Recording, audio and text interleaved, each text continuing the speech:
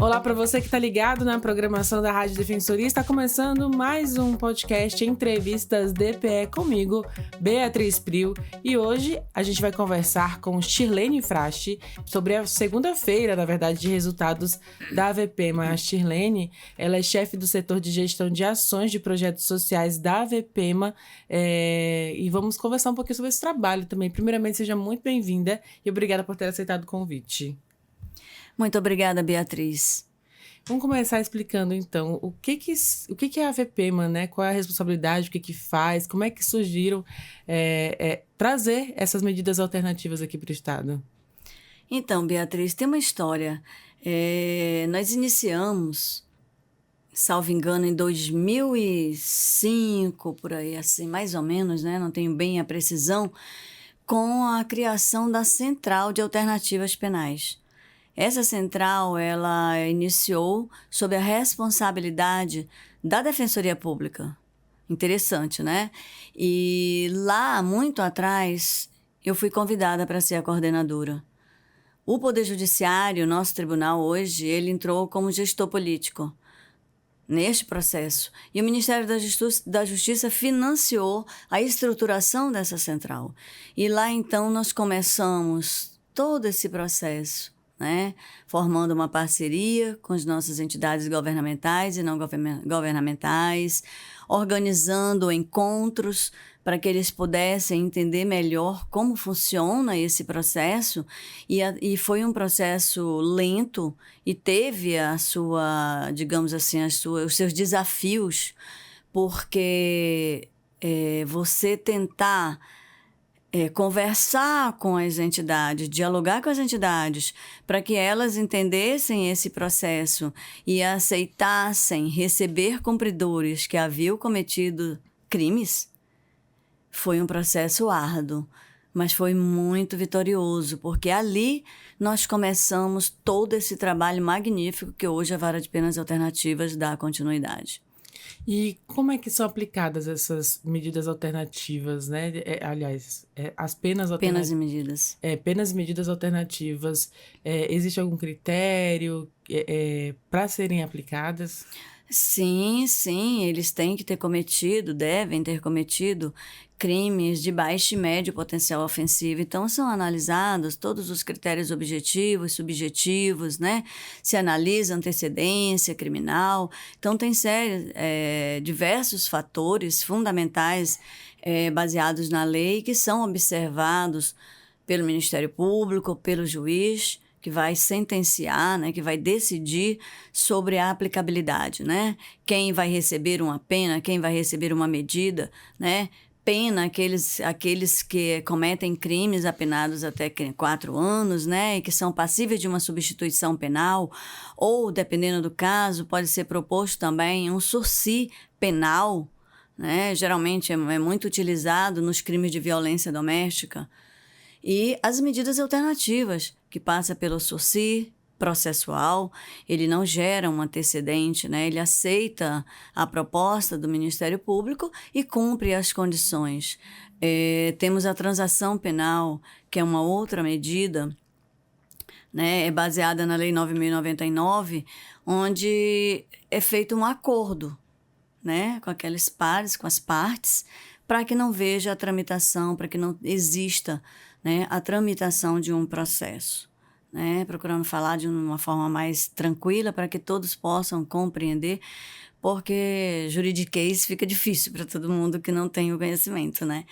Então, e nós temos hoje o acordo de não persecução penal, que já vem aí há uns anos, né, na sua aplicabilidade, e tem crescido bastante, e ele atende aqueles que cometeram crimes até 8 anos. Então, houve uma ampliação significativa. Todo esse público, Beatriz, eles uma vez sentenciados ou passando pelo devido acordo, eles são encaminhados para a Vara de Penas e Medidas Alternativas. E vale aqui ressaltar que a AVPEMA, ela foi criada em 2014. Mas nesse processo que eu comecei a esclarecer lá atrás, da criação, em 2005, mais ou menos, de uma central, ela passou por um processo, ela veio para o Tribunal de Justiça, mais ou menos em 2007, e foi criada uma divisão, né? Foi criada uma divisão vinculada a um juizado, né? Um juizado criminal, para que pudesse o Tribunal de Justiça implementar essas penas e medidas alternativas. E foi feito todo um processo, desde o início, de sensibilização junto aos promotores, junto aos nossos juízes da época.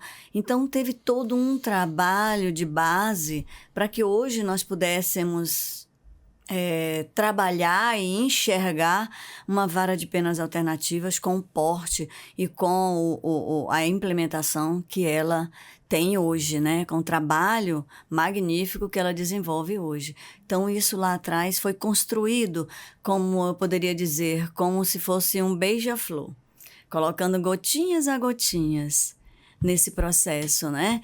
E a gente só tem crescido, graças a Deus, o nosso judiciário, existe uma sensibilização muito grande em termos das alternativas penais. Falando um pouquinho sobre esses benefícios, né? A vida dentro do cárcere privado, ela é muito penosa mesmo, não tem outra palavra, né? Então, que forma que isso vem beneficiando essas pessoas para a ressocialização mesmo? Com certeza, Beatriz. As penas e medidas alternativas, elas são uma oportunidade, uma alternativa à prisão, né? Ao invés dele cumprir de forma penosa, né, dolorosa ali dentro, ele tem a oportunidade, uma vez que ele preencha todos os requisitos objetivos e subjetivos previstos na lei, ele tem a oportunidade de cumprir em liberdade. Ele tem a oportunidade de continuar na sua família, de continuar na sua comunidade, de continuar interagindo, cuidando dos seus filhos, que a maioria tem filhos. Ao contrário, quando vemos um cidadão cometendo um crime e sendo conduzido ao cárcere, o que acontece com ele lá dentro? O que acontece com a família aqui fora?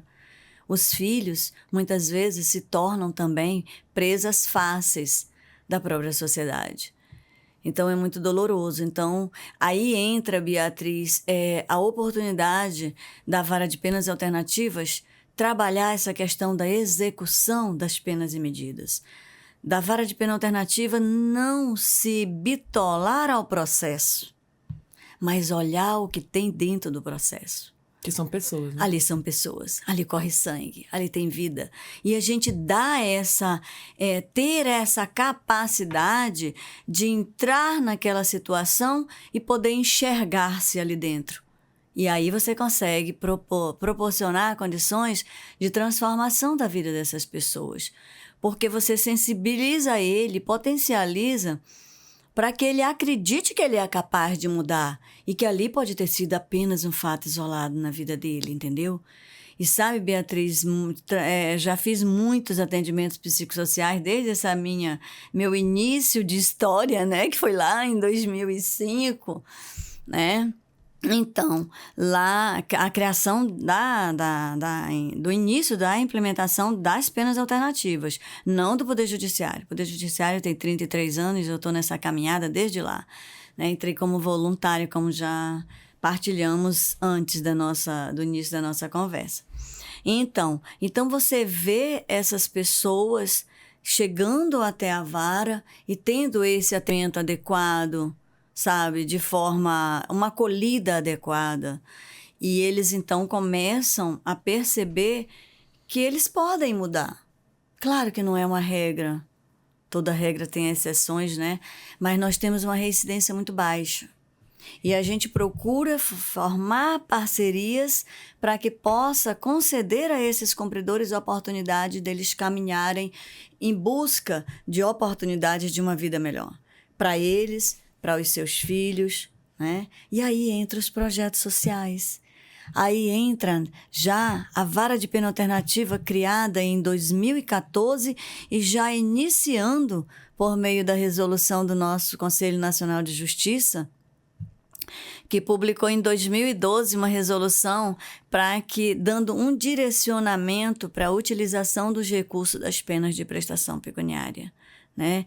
Então, ali eu já continuava nesse trabalho, já comecei a buscar uma forma da gente implementar os projetos.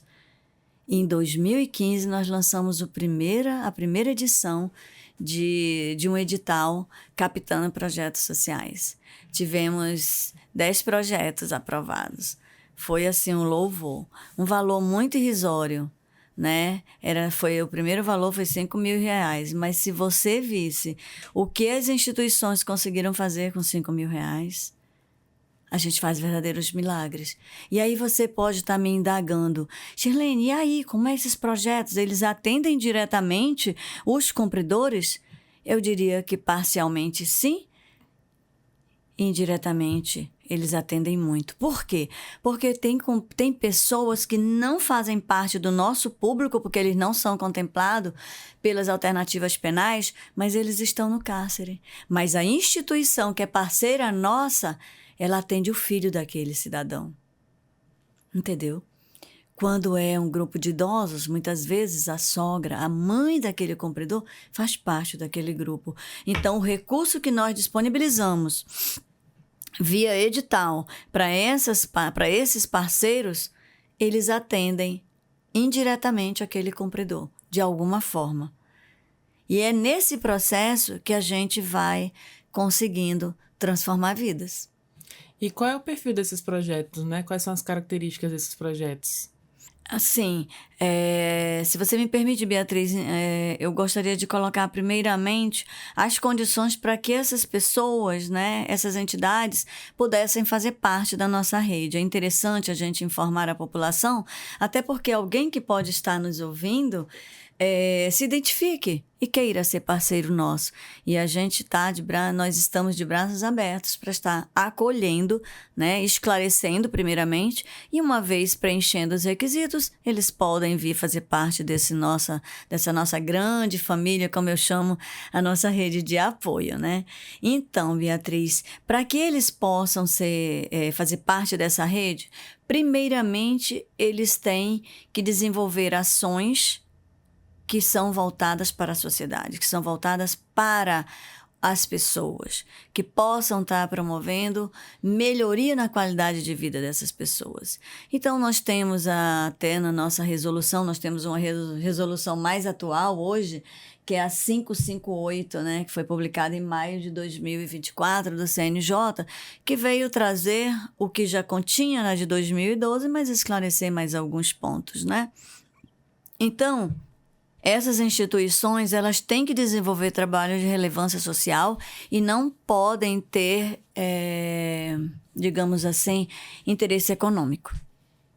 Então, as associações, elas têm que ser não governamentais, elas não podem ter interesse econômico, ter resultado financeiro, né? Visar lucro. Então, nós temos várias que hoje são parceiras nossas, eu posso citar aqui algumas. Não posso citar todas, não fiquem com ciúmes, todos estão aqui no nosso coração. Mas eu tenho a Anjo de Luz, nós temos a ABV, nós temos o IBVM, nós temos a CVB, que é uma entidade nova que recebeu os nossos recursos pela primeira vez e já está se mostrando uma entidade muito dedicada, muito comprometida, trabalha justamente com a comunidade, está dentro da comunidade. E você poder proporcionar para aquelas famílias que ficam muitas vezes ociosas em casa sem saber o que fazer, oportunidades de crescimento, de empreendedorismo, é fantástico, né? Porque é assim que a gente faz a inclusão social, é dando oportunidade para as pessoas acreditarem que elas podem sim conseguir o seu ganha-pão diário de uma forma honesta e de uma forma digna. E isso, ele contamina positivamente todos os entes da família, então é muito bacana. Eu só ia perguntar que aí entra também a feira, né? Que a gente... Sim. Que no caso foi a segunda feira de resultados dos projetos sociais, esses que você está citando, que são realizados na Vara de Execuções Penais de Medidas alternativas, que é a VPEMA, né? Sim. E aconteceu no último sábado, né? Dia 23. Sim. E como, nesse momento é hora de expor esses trabalhos. O que acontece nessa feira? Então, Beatriz, eles primeiro, para que as pessoas possam entender todo esse curso, né? Elas têm que se cadastrar conosco, né? Dando continuidade, elas têm que se cadastrar conosco, tem que preencher todos os critérios, tem que ter essa finalidade realmente de social. E uma vez cadastradas conosco, elas podem ser contempladas com os recursos oriundos das prestações pecuniárias, né? Esse recurso ele não vem só da pena pecuniária, que é uma das modalidades de restritiva, mas ele vem também das ANPPs, né, fiança. Então, enfim, todo aquele recurso ele é captado para uma conta administrada pelo juiz da VPEMA e ele volta para a sociedade. Ele entra de uma forma dolorosa, negativa, porque ele é oriundo de uma pena ou de uma medida que maculou vidas, muitas vezes, ceifou vidas, mas ele volta para a sociedade de uma forma totalmente construtiva. E esse é o nosso grande desafio. Foi o nosso grande desafio e continua sendo, que é sensibilizar toda a sociedade para entender a importância do estado de Roraima, um estado pequeno que avança em prol da demonstração da transparência desse recurso. E aí você pode me perguntar, Shirlene, como vocês demonstram essa transparência? Esse processo, ele entra como um projeto, tem que ser projeto de relevância, tem que ser um tema que venha realmente demonstrar impacto, e ele passa por todo um processo de análise da sua viabilidade, né? Uma vez ele sendo considerado a partir de todas essas análises, Ministério Público, juiz, a equipe técnica que entra anteriormente, que é a primeira que fala, né? Depois do juiz, a gente analisa, vê a viabilidade, o juiz se manifesta, promotor se manifesta, e então publicamos o resultado. Então, aqueles que são contemplados, eles vão receber aquele recurso. Aí você pode me perguntar, e esse recurso fica assim, eles recebem? Como que eles prestam conta? Então, o edital, ele traz todos os requisitos, sabe, Beatriz? Então, eles cumprem seriamente todos aqueles requisitos e nós, enquanto equipe responsável, nós fiscalizamos e acompanhamos cada fase desse procedimento. É árduo, é uma gama de observações que tem que ser cumpridas, né?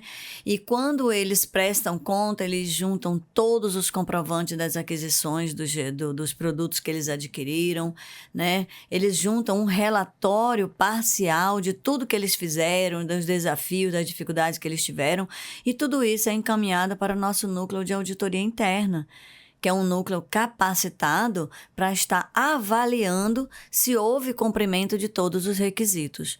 Uma vez cumprido todos esses requisitos, esse processo vai para o Ministério Público, vai depois para o juiz, nós também emitimos um parecer, e esse processo, ele segue na implementação da execução do seu projeto apresentado.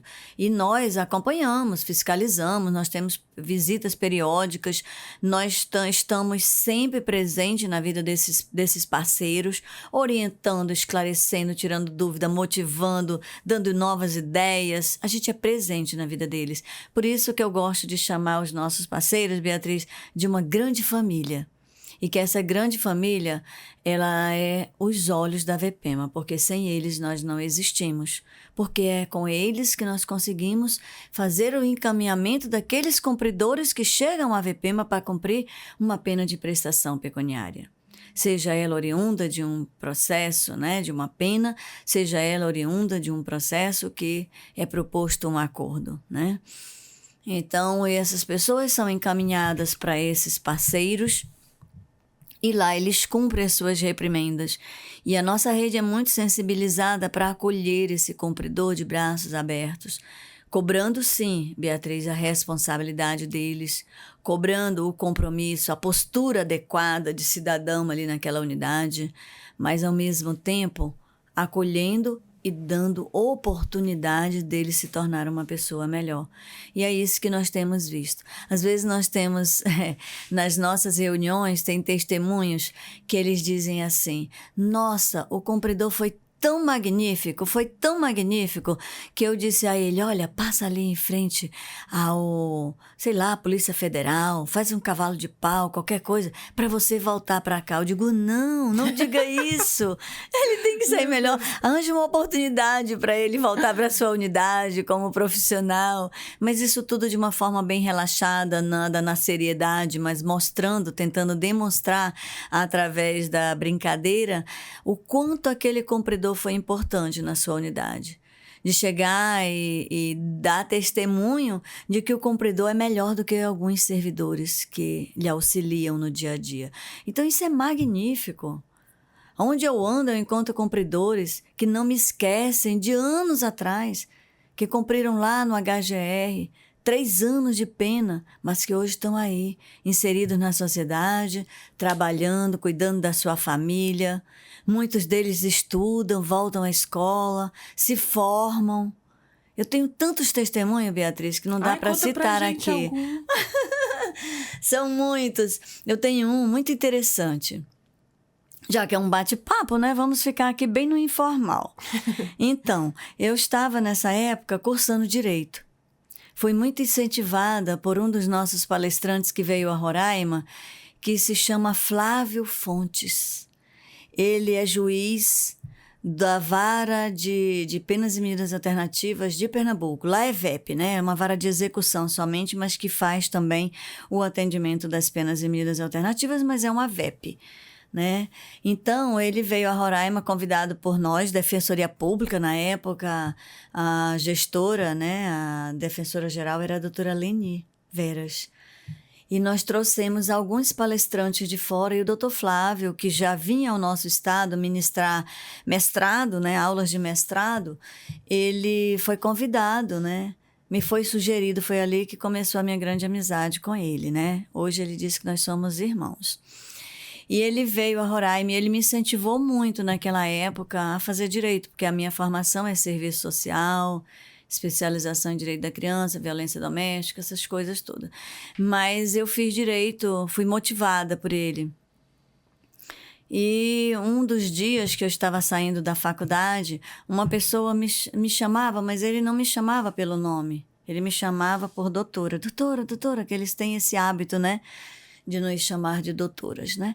E eu segui meu caminho, a minha colega disse, olha, Shirlene, eu acho que é contigo, porque eu não sou daqui, não trabalho, só faço faculdade, comigo não é. E aí eu olhei, resolvi olhar para trás e quando vi, realmente era um cumpridor. E esse cumpridor nunca me saiu da mente porque foi muito interessante a trajetória dele. Ele era um adicto, porque quem é uma vez adicto é adicto a vida inteira, mas em recuperação, né? Não necessariamente eles têm que estar ativos. E ele foi um dos meninos que começou comigo na época que era uma central de alternativas penais.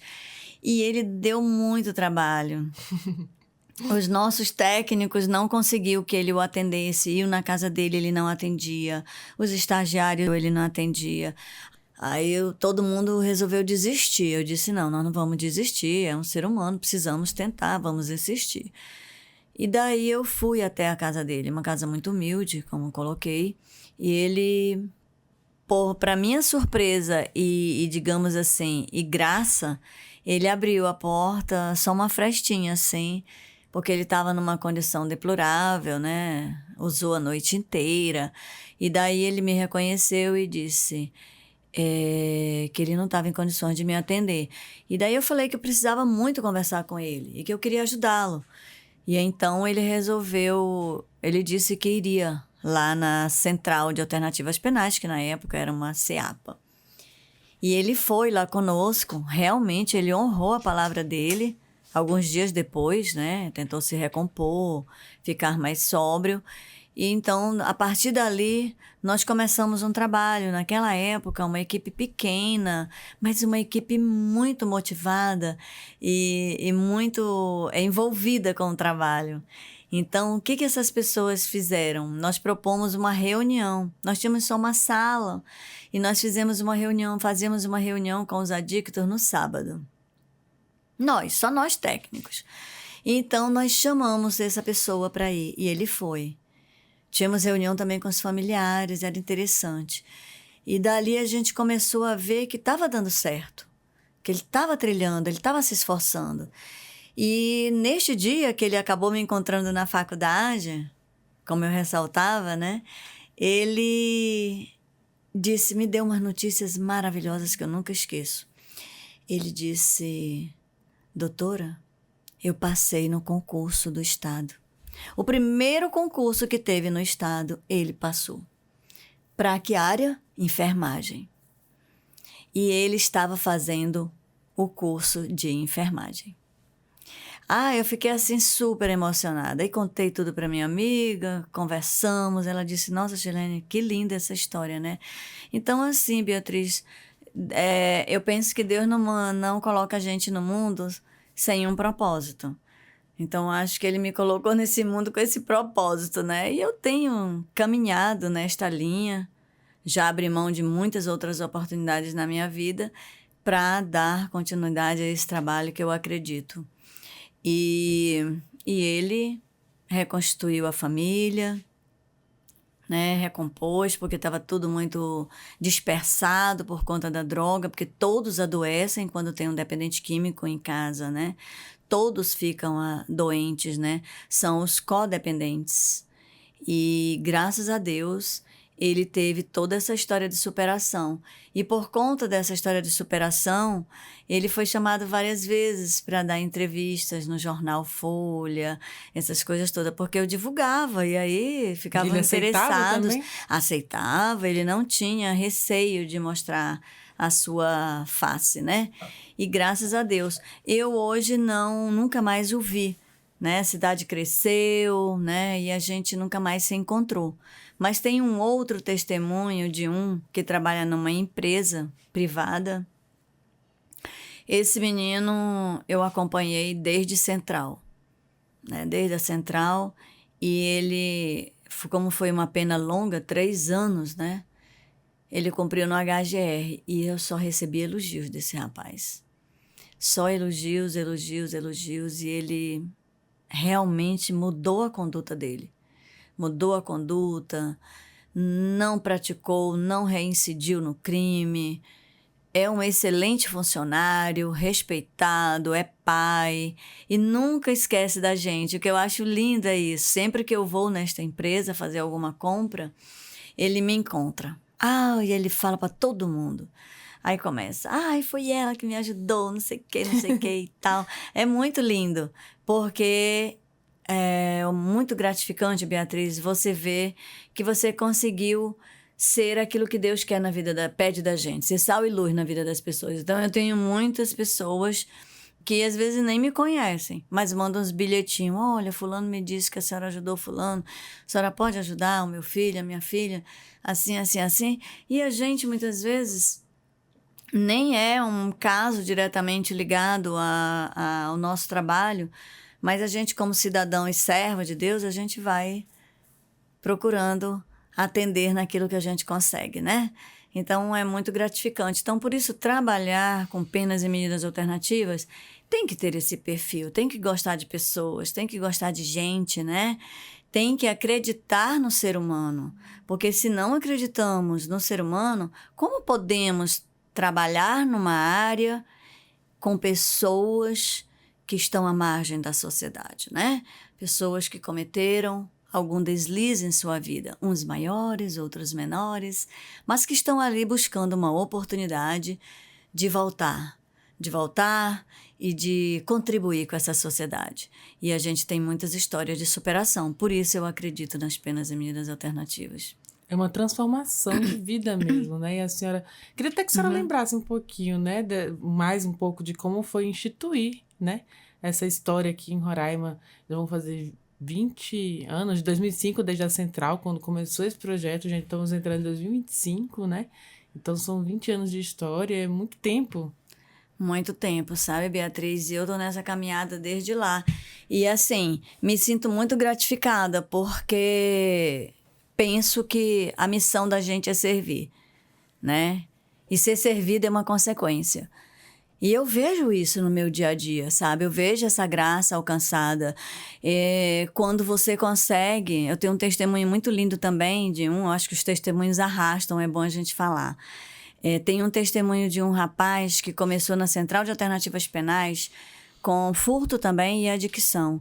E esse rapaz hoje trabalha no município, é casado, tem 3 filhos e nunca mais voltou às drogas. Nunca.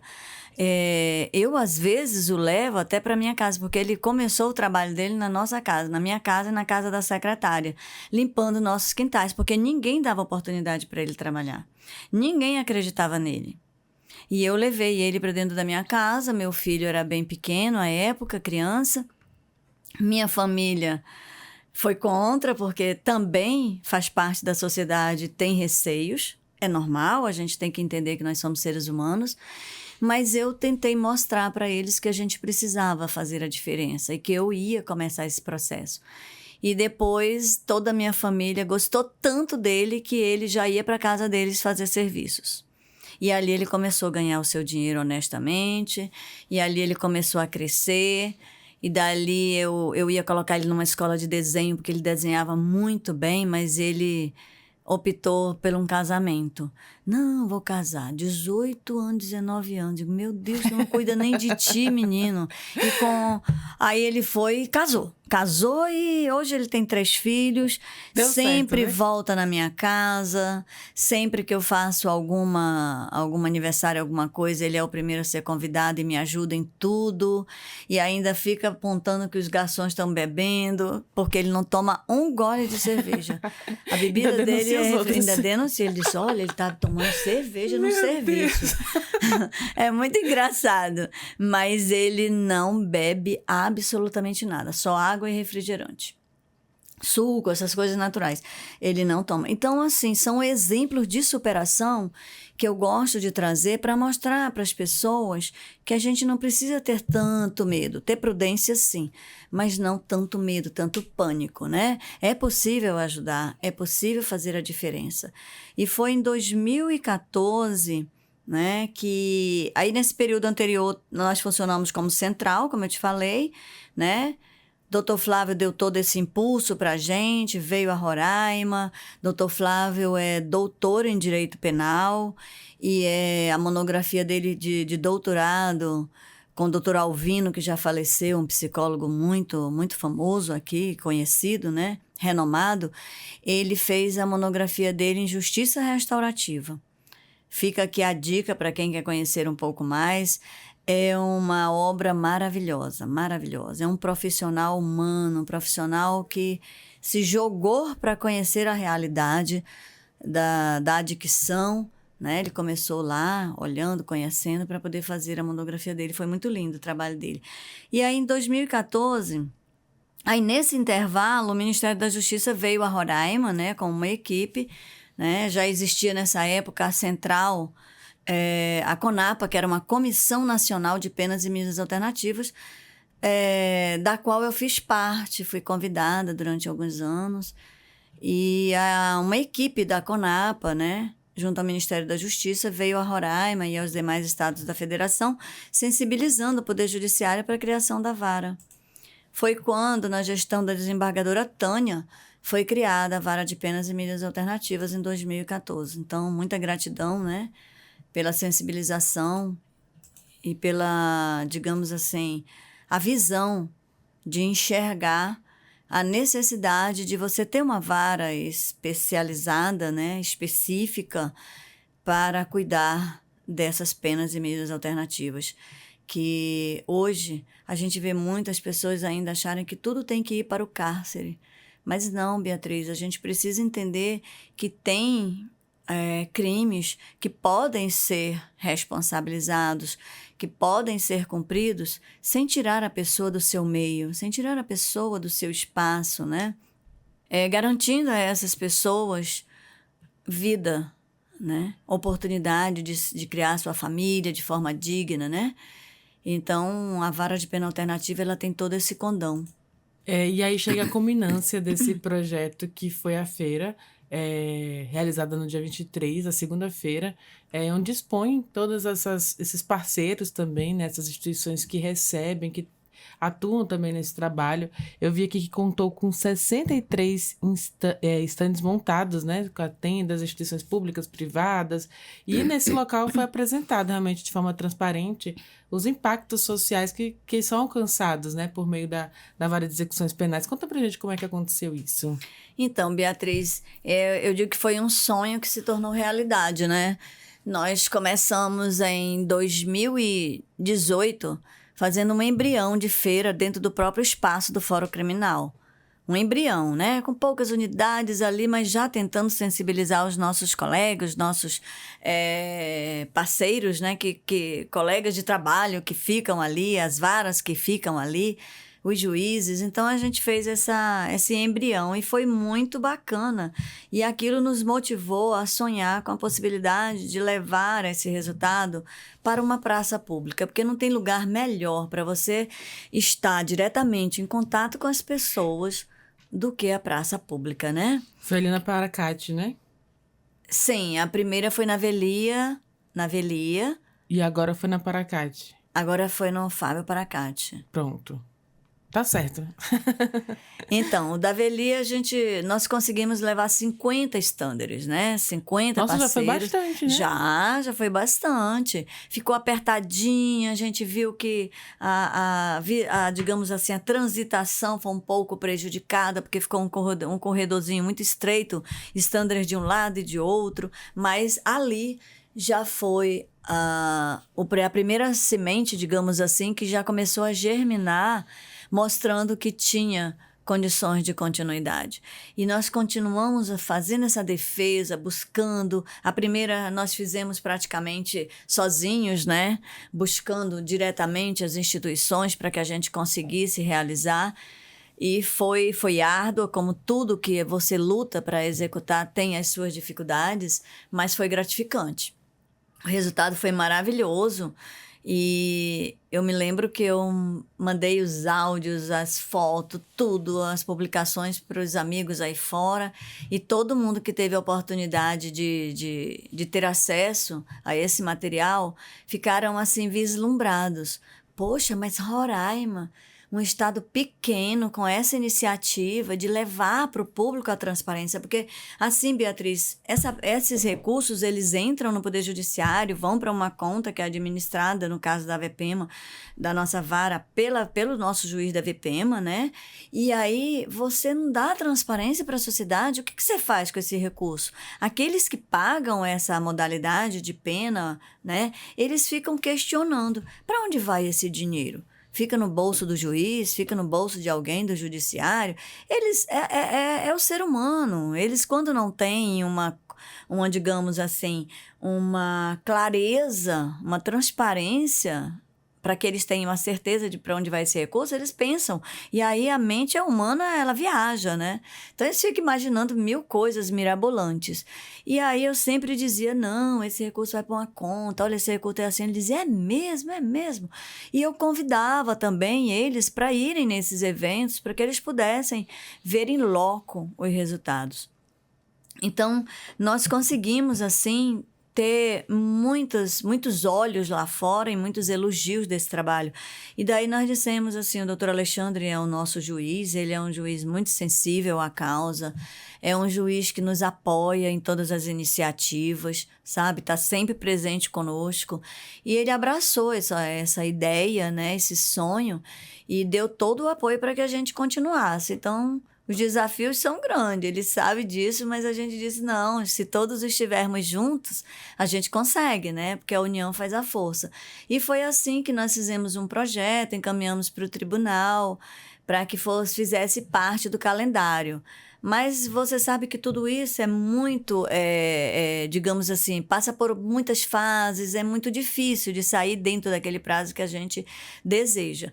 Não saiu dessa forma, mas vai sair com a graça de Deus. Mas esse ano o tribunal ele abraçou esse sonho que já é uma realidade e nos apoiou. E nós conseguimos, então, Beatriz, realizar essa segunda edição da feira. que nas próximas a gente vai melhorar o nosso tema, vamos chamar de Bienal, né? Vai ficar mais chique. E aí foi assim um sucesso. Nós conseguimos colocar todos esses estándares ali, tivemos uma parceria que o tribunal conseguiu com a FETEC, que sempre nos ajuda, e com o SEBRAE, que foi assim muito oportuna, né? E especial para que nós pudéssemos realizar esse evento. Teve o envolvimento do Tribunal de Justiça na pessoa de muitos servidores que abraçaram também essa causa, o nosso presidente, o Dr. Jesus, né, o desembargador Jesus, né, cerimonial, assessoria de comunicação. Myron está aqui acompanhando a doutora, né? Então, Secretaria de Infraestrutura, Diretoria Geral e por aí vai. Enfim, todos deram a sua contribuição positiva para que esse evento se realizasse. E lá nós conseguimos reunir todos esses projetos e cada um, Beatriz, representava o resultado do impacto que aquele projeto está proporcionando na sua comunidade, né? Para aquelas pessoas que fazem parte ali daquela unidade. Então, ali nós tínhamos unidades de saúde, unidades de educação, estado, município, nós tínhamos companhias de policiamento ambiental, nós tínhamos CIPTU, nós tínhamos, quem mais, Shirlene? Muitas ONGs. Nós tínhamos muitas unidades, que não dá para eu nominar todos os nomes, porque ainda estou muito cansada com todo o trabalho, né? E são muitas, né? Não dá para nominar. Mas nós tínhamos escolas governamentais, não governamentais, muitas escolas realizando trabalhos de inclusão social com aqueles alunos, principalmente as escolas, Beatriz, que ficam numa área mais periférica da cidade e que fica mais à mercê exposto, né? Aquelas crianças ficam mais expostas à violência, né? Ao tráfico, enfim, todas aquelas mazelas que a sociedade também tem oferecendo aos nossos jovens. Então, os projetos que as escolas desenvolvem, elas impedem, eles funcionam como um freio na vida desses jovens, dessas crianças, que elas passam a acreditar que tem algo melhor para elas, que não seguir o caminho errado, entendeu? E os pais também passam a se envolver mais e fazer parte de toda aquela família escolar. E isso eles representam através de coral, através de bandas, que é muito atrativo para o jovem, né? Do esporte. Nossa, nós tivemos de uma ONG, que foi a Defesa Civil. Não é uma ONG, ela é governamental, mas é a Defesa Civil representando o trabalho lá na praça com os tatames, karatê, judô, entendeu? Tudo isso tem aquele outro esporte que é também capoeira. Todos esses, eles têm um processo de inclusão social incrível. Então, ele tem resgatado ali naquela área onde fica a Defesa Civil do município, crianças que estão ali à mercê, que ficavam nas ruas desocupadas. E ali no nosso evento, na praça, eles fizeram várias demonstrações, campeonatos ali com as crianças, e um testemunho de um pai que foi muito gratificante, onde ele disse que ele passou a ser voluntário no projeto e fazer parte do projeto também para ajudar a unidade a partir da mudança do filho.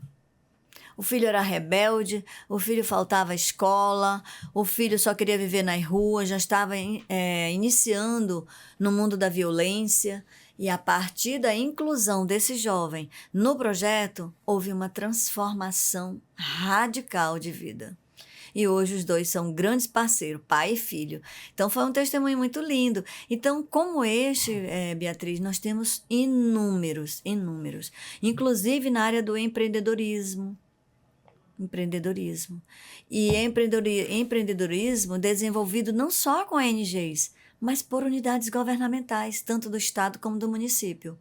Potencializando aquelas pessoas que frequentam aquela unidade, tá certo? E que indiretamente elas estão ajudando aquele autor de um crime ou de um fato, né? de uma medida que possa estar no sistema ou que possa estar cumprindo a pena alternativa. Mas que a família é acolhida ali dentro daquela unidade. Então, no momento que você atende a família, você está atendendo também e proporcionando condições para aquele cumpridor.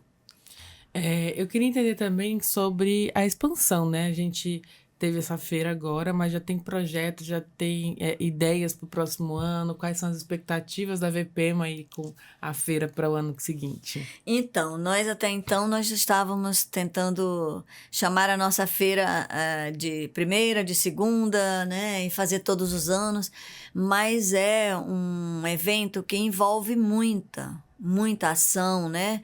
E a gente entendeu que se nós dermos um espaço e fizermos na forma de bienal, nós vamos ter muito mais resultados para apresentar. Porque aqueles projetos, nós estamos sempre incentivando, projetos que nasceram lá atrás. Teve alguns que já se eliminaram por si mesmos, né?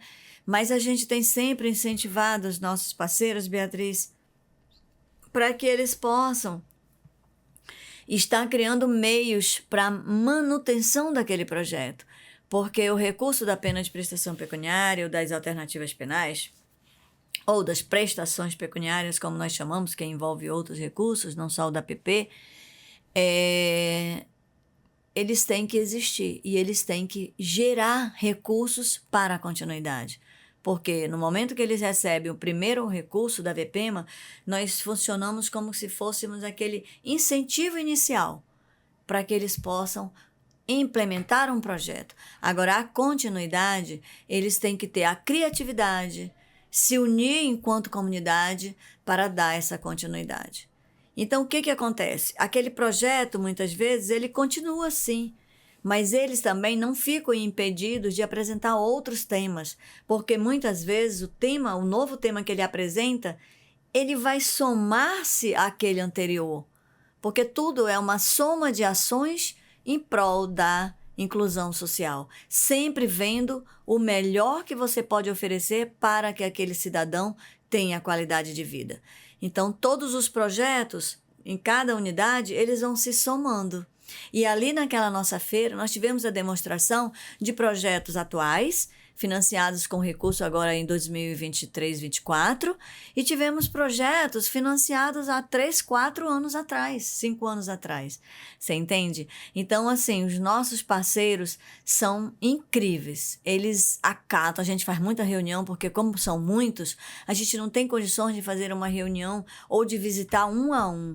Então, a gente usa da tecnologia, a gente faz reuniões online em salas, abre salas com ele, vai fazendo reuniões com grupos pequenos. E assim a gente vai disseminando o nosso apoio, o nosso incentivo, a nossa motivação e as condições que nós temos de poder estar ajudando essas pessoas. E eles recebem cumpridores de pena alternativa, o que é muito legal. Tem parceiro que tem até 15 cumpridores na sua instituição. A HGR é um que recebe muito, IBAMA é um que recebe muito, entendeu? Embrapa e unidades básicas de saúde, escolas, eles recebem bastante. A gente manda já respeitando as condições que eles nos apresentam. Olha, eu posso receber tantos no período da manhã, com perfil tal, outro, eu recebo à tarde, tantos com perfil X, e assim vai. À noite nós temos menos, mas nós precisamos de muitas vagas. Então, vocês que estão nos ouvindo e que têm condições... Eu ia até perguntar como é que faz para fazer parte, né, e receber esses recursos para ter esse projeto também dentro da VPEMA. Nós estamos abertos, né? Podem estar nos procurando lá no Fórum Criminal, na sala 140, e podem também estar entrando em contato para obter maiores informações no telefone 98401-0788, né? Falando comigo ou com o Carlos, que é meu parceiro, a Sâmia, que é a nossa estagiária. Nós somos uma equipe bem pequena, estamos aqui pedindo a Deus para que consigamos ampliar essa equipe, porque é um dos nossos desafios. Nós trabalhamos com várias frentes, não é só os projetos, só as feiras, mas nós somos o setor de gestão, ele é responsável por todas as ações que envolvem, né, a questão de criação de parceiros, de manutenção de parcerias e outras ações que devem ser ainda implementadas e que fazem parte desse setor. Então, a gente precisa de braços, né? Então, é um desafio, a gente precisa muito de mais servidores que possam estar nos ajudando. Precisamos estar motivando e trabalhando e sensibilizando a sociedade para a quebra do paradigma de que prender não é a solução principal. Ela deve sim existir como última ratio, né, para aqueles crimes pesados, mas nós devemos sim ter uma equipe melhor para que a gente possa desenvolver cada vez mais um trabalho mais humanizado e mais próximo da sociedade. Eu queria, assim, parabenizar o seu trabalho, né? E da toda a equipe também da VPEMA, todo mundo que está envolvido, as instituições parceiras também. A Defensoria também realiza muito esse trabalho humanizado com as pessoas que estão em cárcere privado, né? Ou então que estão cumprindo medidas alternativas, ali acompanhando também essas pessoas. A gente sabe que é possível transformar vidas por meio de oportunidades, né? Muitas dessas pessoas não tiveram oportunidades ou foram criadas em um ambiente muito violento, né? Vieram de famílias, assim, muito sem estrutura mesmo e acabam, enfim, resultando nessa situação, acabam se envolvendo, né, nessa situação. Mas a partir do momento que se dá uma oportunidade, como a VPEMA dá, como a Defensoria também dá, essas vidas são transformadas. Isso é muito bacana, muito lindo. E vale a pena, né, doutora? Sim, Beatriz, é verdade. Tudo que você nos trouxe aí é real. E eu digo sempre, ninguém comete um crime por opção. Pode até existir, e acredito que exista, aqueles que nascem com alguma potencialização já para cometer delitos, né? Que são aqueles doentes mesmo, né? Mas o que nós percebemos é que todos nós somos frutos de uma sociedade. Então, nós temos aí, eu nessa experiência, nesses anozinhos aí que a gente tem de trabalho, o que a gente tem observado é que muitos têm uma história de vida. Todos nós temos uma história, e eles têm uma história de vida muito maculada, muito marcada por rompimento de laços, filhos indesejados, filhos nascidos vítimas de estupro, filhos nascidos e abandonados pelo gestor, e a mãe tendo que criar sozinha, muitas vezes sem condições, aí vem um, vem dois, vem três, aí cai nas drogas a mãe, aquelas crianças ficam à mercê. Então são muitas mazelas, né, muitas dores emocionais, eu diria assim, que impulsionam essas pessoas, muitas vezes, para cometer determinados fatos, né? E também essa disseminação agora das drogas e tudo isso destrói mesmo as destrói pessoas. famílias, destrói vidas. E muitas vezes eles querem um emprego e não têm uma oportunidade. Aí vem o traficante e oferece. Aí eles vão. E ali começa o processo de declínio, né, da história deles. Então, é muito importante. Nós também temos um parceiro que nos ajuda muito, eu gostaria aqui de destacar, além de todos os demais, porque todos nos ajudam, todos são importantes, mas na área da potencialização e da oportunização do trabalho, que é o Senai. Nós temos uma parceria maravilhosa com o Senai e nós encaminhamos nossos cumpridores, e eu tenho cumpridores que hoje são independentes. Eles são seus próprios patrões. Eles fazem instalação de cerca elétrica, eles fazem instalação de câmeras, eles já trabalham em toda essa área elétrica e oriundo da onde esse conhecimento? Da nossa parceria com o Senai, que é um serviço assim que tem resgatado muitas vidas, tem preparado pessoas para o mercado de trabalho. Né? Então, nós só temos a agradecer e pedir apoio para que a sociedade se sensibilize, conheça o trabalho da Vara de Pena Alternativa. Nós lá somos divididos em vários setores, eu gostaria aqui de fazer assim um esclarecimento para todos, né? Rapidamente, nós temos o setor multiprofissional, que é o que atende o cumpridor e faz o devido encaminhamento, formada por técnicos na área de psicologia, serviço social, né, e pedagogia. E nós temos também a divisão de acompanhamento, que nós temos os nossos agentes de acompanhamento. Então, eles cuidam dos impactos de algum caso, são eles quem vão para solucionar, e também eles fazem têm a função também na vara, o que o tribunal criou dessa forma, é de oficial de justiça. Então, aqueles processos que precisam de intimação e que são exclusivamente da vara de pena alternativa, não vai para os oficiais em geral do tribunal, né? Para a central de oficiais de justiça. Ele fica com os nossos agentes de acompanhamento. Então, eles têm essa dupla função, né?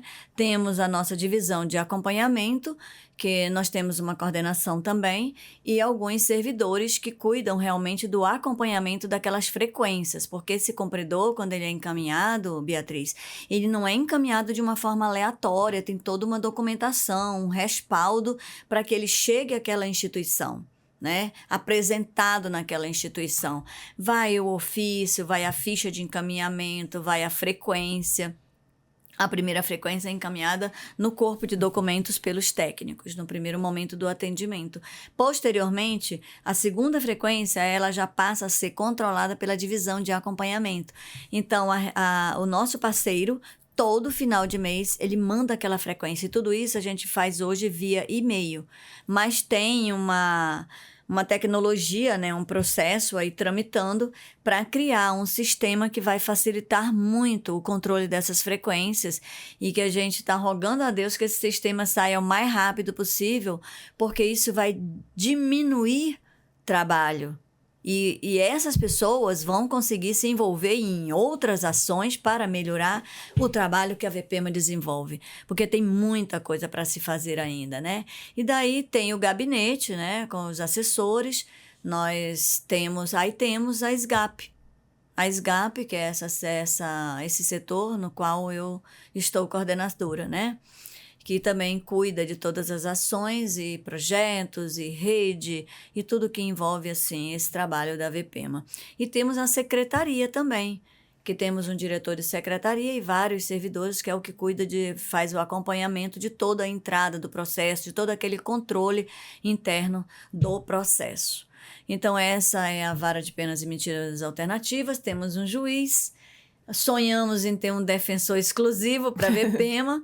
Eu tô aqui, eu vou pleitear, né? Não custa nada. Já lança logo. Pois é, eu falei com o doutor Oleno, né, da importância de nós termos um defensor exclusivo para a vara de penas e medidas alternativas, até porque, de acordo com a resolução do CNJ, a própria defensoria também tem que falar nos processos que diz respeito aos projetos sociais. Então, é mais uma demanda que vai vir aí para a defensoria. Então, é muito importante que nós tenhamos esse defensor exclusivo para que ele se dedique, se debruce e se apaixone, né, pelo nosso trabalho, por esses projetos, pelos resultados que a gente tem buscado proporcionar e que a gente hoje consegue colher frutos, né? E também outro sonho é termos também um promotor exclusivo para a vara de penas e medidas alternativas. Por que eu falo assim da exclusividade? Porque a vara tem uma demanda muito grande. Hoje nós temos mais de 4.000 processos, Beatriz. E nós temos em execução de prestação de serviço à comunidade, eu acredito que nós estamos em torno de uns 1.000 cumpridores ativos. Então, é muita gente.